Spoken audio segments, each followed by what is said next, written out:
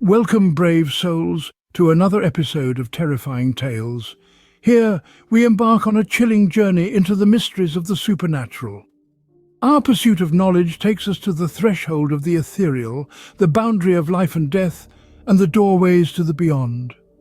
Today we're exploring a topic that has fascinated, terrified, and bewildered humanity for centuries: the seance. Are you ready to step into the shadows and confront the unknown? Buckle up, my friends, for a haunting encounter you won't forget. Let's begin with whispers from beyond. Ever wondered what lies beyond our realm of existence? Can we really communicate with the spirit world?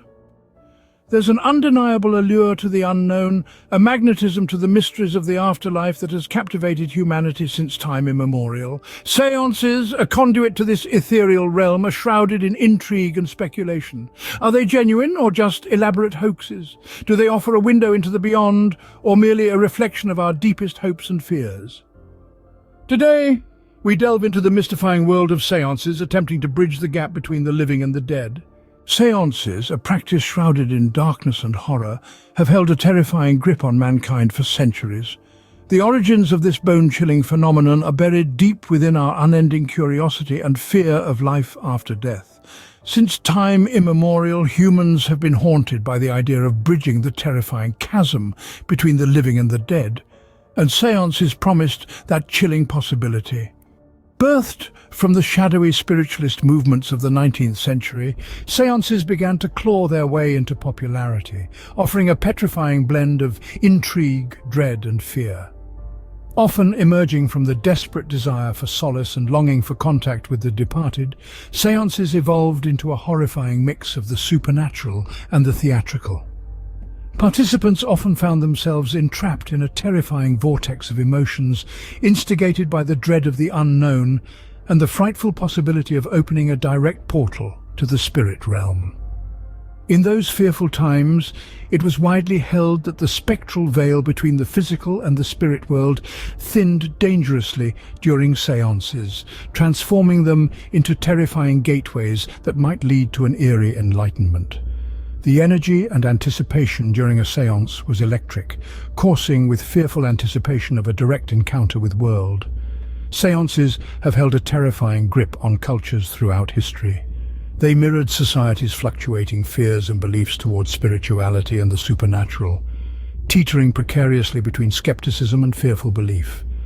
They've been a source of dread, providing solace to the grieving, answers to the questioning, and a chilling thrill for the curious.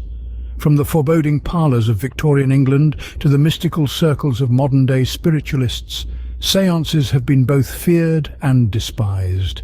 They took on a chillingly sombre air in the Victorian era, characterised by strict adherence to rituals and customs that filled the air with dread.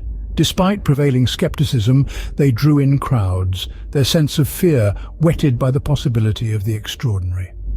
In contemporary times, seances have morphed into something even more terrifying.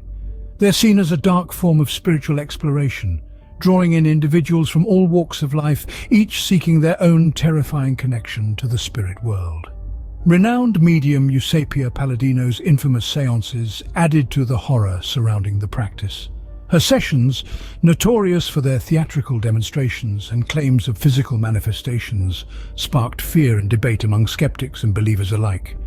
In spite of the skepticism, the bone-chilling lure of making contact with the spirit world continues to draw many into the world of seances. The practice remains a terrifying spectacle, a testament to our enduring fascination with the horrors of the unknown. The history of seances serves as a grim reminder of our collective quest for understanding and connection. Whether seen as a pathway to eerie enlightenment or a terrifying blend of the theatrical and the supernatural, the horror of seances continues to cast its dark spell. So how does a seance work?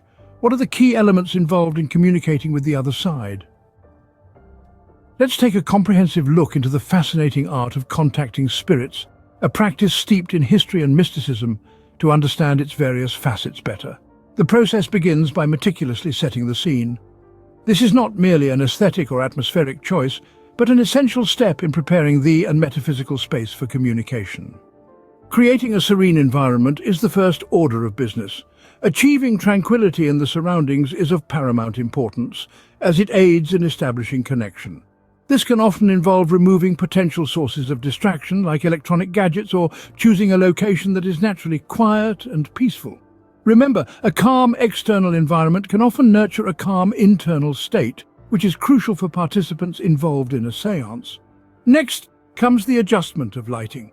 The traditional image of a séance often involves dimmed lights and flickering candles, and this is not without reason. Into creating an ambience that signals a departure from the everyday world, dimmed lights also help in focusing the senses. It is a subtle but powerful way to signal to the mind that something out of the ordinary is about to transpire. Forming a circle of willing participants is the next step. This is not a mere seating arrangement, but a powerful symbol of unity, trust, and protection. The circle is understood to be a sacred shape with no beginning or end, symbolizing continuity and eternity. By sitting in a circle, participants create a safe space, both physically and spiritually, for the spirits to enter. Moving on to the crux of the séance, we have the medium. This is a person who is exceptionally to the energies of the spirit world. They are not merely a participant, but the fulcrum on which the séance balances. With their heightened senses and a nuanced understanding of the spirit world, they act as a bridge between our realm and the other side.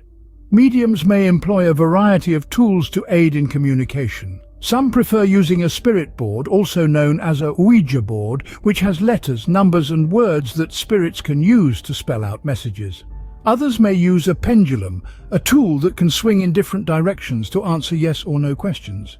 These tools are not merely props, they are conduits that facilitate the exchange of messages. Now let's talk about what counts as a successful connection. This can range from subtle temperature drops, signifying a spirit's presence, to the medium entering a trance state. At times, physical manifestations like objects moving inexplicably can also occur. Spirits communicate in ways that are often mysterious and beyond our comprehension, so it is vital to maintain an open mind and be patient. However, it is essential to bear in mind that delving the spirit world isn't without its risks. Unwanted entities may attempt to make contact, or a spirit might become attached to a participant. These are not mere possibilities, but real and tangible risks associated with spiritual communication. Therefore, it's crucial to take precautions and approach the séance with the right intention. Ending the séance properly is just as important as the initial contact. This involves thanking the spirits for their presence and messages and closing the circle, a symbol of closure and protection. This step is not merely a ritualistic formality, but a necessary measure to ensure the spiritual connection is severed and all portals to the other side are firmly shut. In conclusion, remember that treading into the unknown is not for the faint-hearted. The practice of conducting a séance requires faith, courage, and a deep respect for the spirits we seek to contact. It's not a mere thrill, but a journey into a realm that demands understanding and respect. But the question remains, are séances real? Can we truly bridge the gap between our world and the spirit world? We've journeyed through the whispers of the beyond, delved into the history of séances, and sketched out the art of contacting spirits. Yet, the spectre of doubt lingers, casting long shadows over our understanding. Is it possible that the murmurs we interpret as spectral voices are merely echoes of our own desires, our longing to reach out to those who have passed on? Or do we truly touch the ethereal, the otherworldly, in the hallowed silence of a séance? The debate rages on, with believers and skeptics locked in an eternal dance, each seeking to validate their perspective. Yet the allure of the séance remains undiminished, a tantalizing enigma, an unsolved riddle that continues to bewitch our collective consciousness. In the end, the answer may lie beyond our realm of understanding, in the whispers from the spirit world that echo in the silence of a séance. Thank you for joining us on this haunting journey. As we wrap up our exploration of the spectral world, we are left with more questions than answers. The enigma of séances continues to fascinate and confound us. We hope you've enjoyed this episode, and if you did, don't forget to hit the subscribe button. Your support helps us explore the unexplainable further. Like the video and share it with your fellow brave souls. We all have stories that chill us to the bone, and we'd love to hear yours. Leave a comment below about your thoughts on seances and the spirit world. Do you believe in the possibility of communicating with the other side? Have you ever experienced a seance? Your stories and thoughts are what make this journey into the unknown truly unique. Stay tuned for more terrifying tales. Until next time, keep exploring the unknown. For in the words of the great poet Rainer Maria Rilke, the purpose of life is to be defeated by greater and greater things. And perhaps in the realm of the unknown we find our greatest challenge and our greatest victory.